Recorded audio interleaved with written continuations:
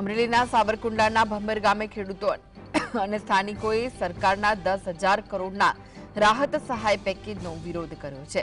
ગામના જાહેર ચોકમાં યોજાયેલી ગ્રામસભામાં ખેડૂતો દ્વારા જણાવાયું કે દેવામાં ડૂબેલા ખેડૂતોના તમામ દેવા માફ ન થતા તેમણે ચૂંટણી બહિષ્કારનો સંકેત આપ્યો છે। સ્થાનિકોએ રાજકીય નેતાઓ અને પક્ષોને પણ બહિષ્કાર કર્યા છે। સભામાં શપથ લઈને રહેલા ગ્રામીણોએ સહાય પેકેજ સામે બાયો ચડાવી પોતાની નારાજગી વ્યક્ત કરી છે।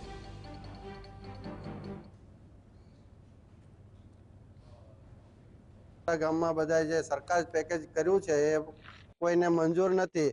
અત્યારે અમારું લેણું બધા માફ કરે સરકાર તો અમે ખુશ છીએ, પણ આ પેકેજથી અમે નારાજ છીએ।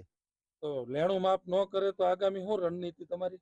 આગામી રણનીતિ અમારી એ જ રહેશે, જ્યારે પણ ચૂંટણી આવશે તે જે કાર્યકર્તા અમે અત્યાર સુધી તો બહુ કરેલા છે ચૂંટણીમાં, આપણે ચૂંટણીમાં પણ હોદ્દેદાર તરીકે કામગીરી ઘણી બધી લાટ કરેલી છે, પણ એ અત્યારે અમે હાવ બંધ કરી દઈશું। એના ઉપરથી અમે હાવ રાજીનામું આપી દઈશું।